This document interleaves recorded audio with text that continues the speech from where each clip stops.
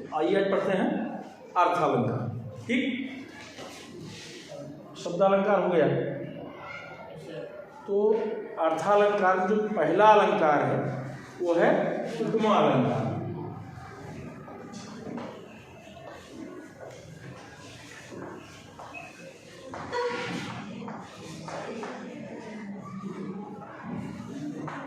ये है उपमा अलंकार। ठीक है, उपमा अलंकार जो है इसकी अगर परिभाषा हम पढ़ें तो ये है जब दो वस्तुओं में अधिक समानता होने का एक की तुलना हम दूसरे से करते हैं। दो वस्तुओं में अधिक समानता होने के कारण एक की तुलना हम दूसरे से करते हैं, उसे हम कहते हैं उपमा अलंकार। अब उसमें दो पद होते हैं। पहला है उपमेय, दूसरा है उपमान।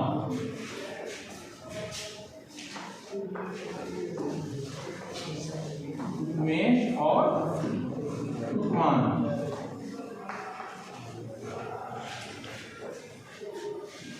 उपमेय वो है जो तुलना करने लायक हो,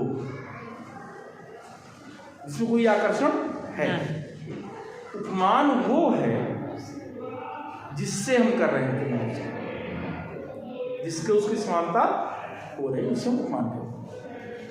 तो प्रायः ये देखा गया उपमेय पहले उपमान बाद में, लेकिन ये कोई शर्त ऐसी नहीं। ऐसा भी हो सकता है उपमान पहले हो और उपमेय बाद।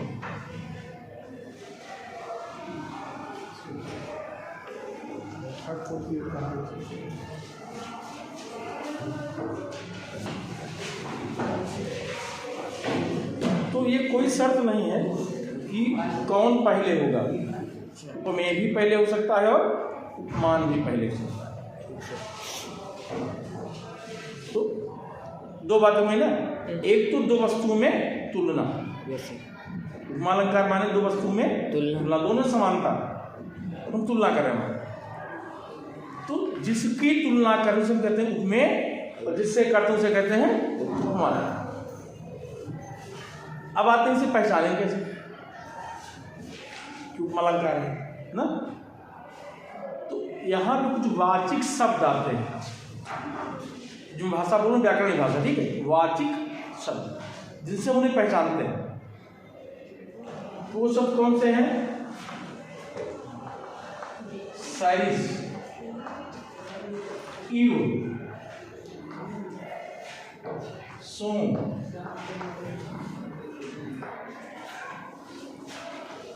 ये शब्द वाचिक शब्द कहे जाते हैं। इनसे ये ज्ञात होता है यहाँ उपमा अलंकार, यहाँ पे इन तीनों का मतलब एक ही होता है, की तरह। क्या होता है?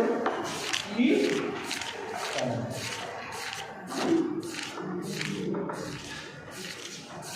की तरह, जब आप की तरह कहते हैं कि वो मेरी तरह है, या उसका चेहरा कमल की तरह सुंदर है, उसका चेहरा कमल की तरह सुंदर है, तो उसकी तुलना आप कमल से कर रहे हैं ना,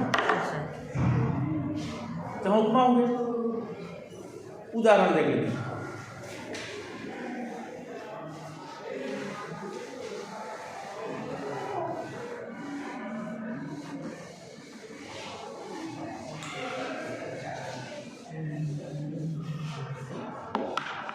हम मान से चलते हैं तो आता है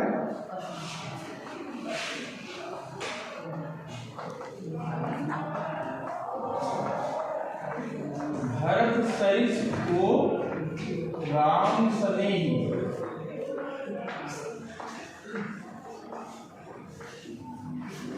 भरत सरिस को राम सनेही। भरत के समान कौन ऐसा है जो राम से उतना प्रेम करता है? तो यहाँ भरत उपमेय है, उपमान मिल ही नहीं रहा है। ध्यान दीजिए, उपमा तो है, उपमान मिल ही नहीं रहा, अद्वितीय। जैसे कहते हैं सूर्य के समान तेजवान कोई और नहीं है। तो सूर्य की तुलना तो कर रहे हैं, लेकिन कोई तुलना लायक करने लायक है ही नहीं। तो यहाँ सरिस आ रहा है ना, तो ये ऐसा उपमा अलंकार जहाँ भी उपमान है ही नहीं और तुलना हम कर रहे हैं।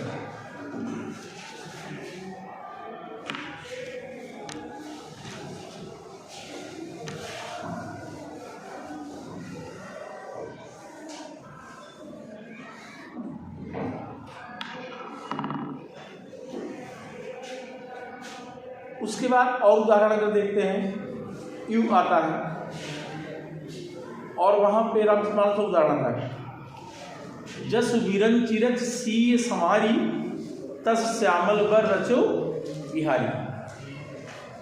ईश्वर ने जैसे सीता जी को बनाया सुंदर, वैसे ही राम की रचना है। सीता की तुलना किससे की जा रही है? राम से की जा रही है। और अगर देखते हैं तो अगर हम गद्य में कहें, आप कहते हैं ना कि उसका मुंह कमल की तरह सुंदर है, उसका मुंह कमल की तरह सुंदर है, कमल जैसा मुख, जहां पे उपमा अलंकार है। समझ आए? बुक से उदाहरण बोलो, खोला नहीं किसी ने, उससे बोलो उदाहरण तुम्हारे कौन सा है? हाँ, जीवन तो है शीतल, ग्रीष्म जीवन तो है शीतल बेटियां, शीतल सी ब्यारे बेटियां, शीतल सी बयारे बेटियां। ग्रीष्म है जीवन तो शीतल सी बयारे बेटियां, ग्रीष्म है जीवन तो शीतल सी बयारे बेटियां। सी आया है ना, सिवान जैसा। अगर जीवन को हम ग्रीष्म ऋतु गर्मी मान लें तो बेटियां क्या है? ठंडी बयारे। अगली पंक्ति क्या देखो, रात जीवन तो समझ ले चांद तारे, रात जीवन तो समझ ले चांद तारे बेटियां। रात को यहाँ जीवन कहा गया तो बेटियों को चांद तारा कहा गया। तो बेटी तुलना किससे की गई है? चांद तारे से। इसके पहले किससे की गई? हवा से, शीतल बयार माने हवा। ग्रीष्म की तुलना किससे की गई? जीवन से। दूसरी बार किसकी गई तुलना? रात से जीवन तुलना की गई ना।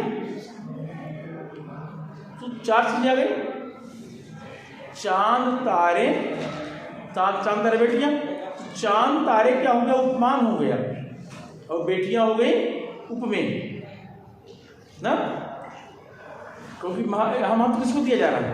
बेटियों को, और उनकी तुलना चांद तारों से की जा रही है। पहले वाले में क्या है? बेटियों की तुलना ठंडी हवा से की जा रही है, तो बेटियां वहां पे उपमेय हो गई, ठंडी हुआ उपमान हो गई। तो दोनों में देखिए, ग्रीष्म जीवन है, ग्रीष्म जीवन है तो ठंडी बहारें बेटियां। पहले वाला में देखिए ग्रीष्म जीवन, तो जीवन जो है वो में यहां बन रहा है। मान कौन ग्रीष्म है? उल्टा हो गया ना, में बाद में मान पहले। तो ये अपवाद है कि कुछ भी ऐसा हो सकता है कि में पहले और उपमान बाद में। और उदाहरण यहाँ पे है इसमें पीपर पात सरिसमन डोलक, बड़ा प्रसिद्ध उदाहरण है। पीपर पात सरिसमन डोलक, मन कैसे डोल गया? पीपल के पत्ते की तरह। सरिस आया ना, तो सरिस यू सो सी जैसा की तरह। अगर इतने में से कुछ आता तो हो जाएगा उपमा अलंकार। ठीक है, अब आते हैं रूपक पे। तो रूपक आता है,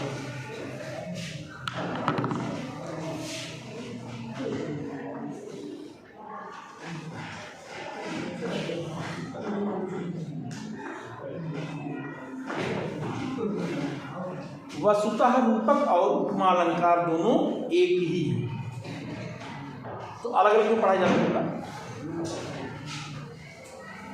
एक बड़ा मोटा शब्द समझ ले, तुरंत आ जाएगा। उपमा में जो है वाचिक शब्द होता है सरिस, यू, सी, सो, इस तरह। रूपक में वाचिक शब्द नहीं रहता है, ये वैसे ही रहता है। बिना वाचिक शब्द के। इसमें उपमेय के बाद सीधे उपमान आ जाएगा या उपमान के बाद सीधे उपमेय आ जाएगा। तो अगर दो चीज़ों की तुलना की गई हो और दोनों के बीच में वाचक शब्द ना हो, उसे हम कहते हैं रूपक अलंकार। उदाहरण के लिए चरण कमल वल्लभ हरियाणी,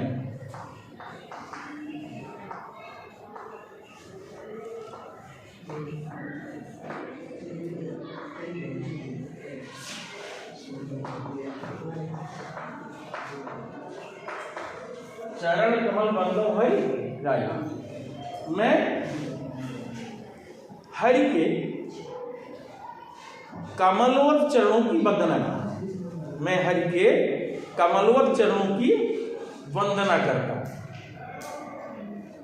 कमल जैसे नहीं कहा गया।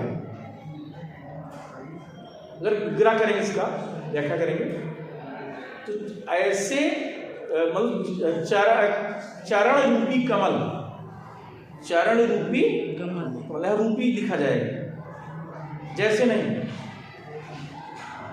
कहीं कहता है चंद्र वदन,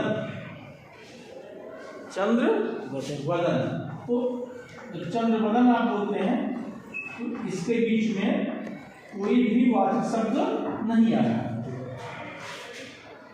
वदन माने मुख, चंद्रमा माने चंद्रमा, तो मुख की तुलना किससे की गई है? चंद्रमा से। तो यहाँ पे ये नहीं कहा जाता कि मुख चंद्रमा की तरह है, उसका मुख बिल्कुल चंद्रमा है, चंद्रमा की तरह नहीं, उसका मुख बिल्कुल चंद्रमा है।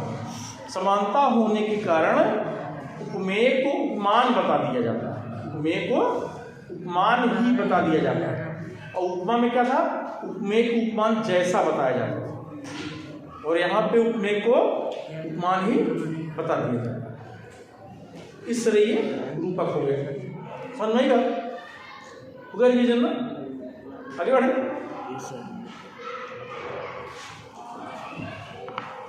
अगला होगा अतिशयोक्ति। देखो अतिशयोक्ति लंका है।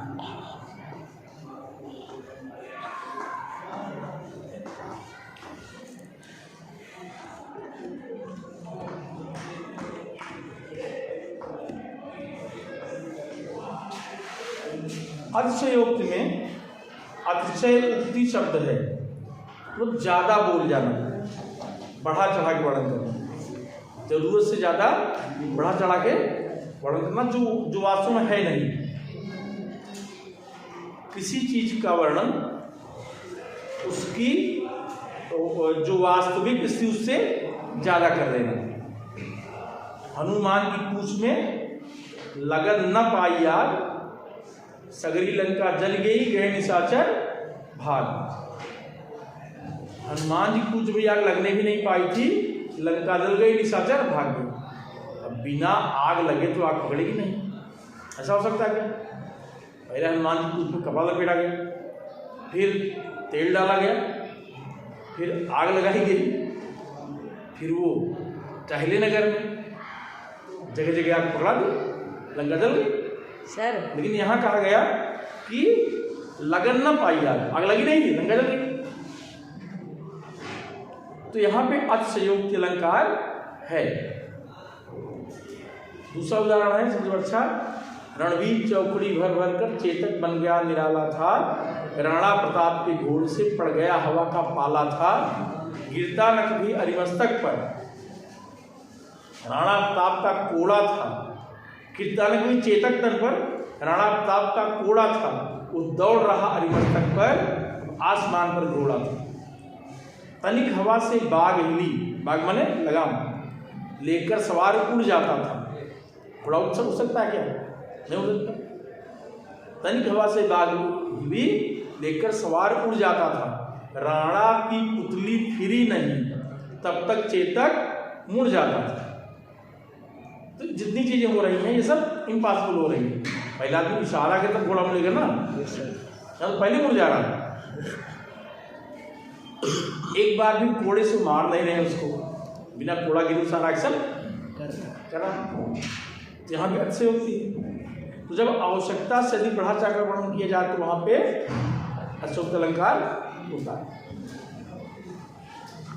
एक और देखिए आप संपूर्ण हो जाएंगे। मानवीकरण,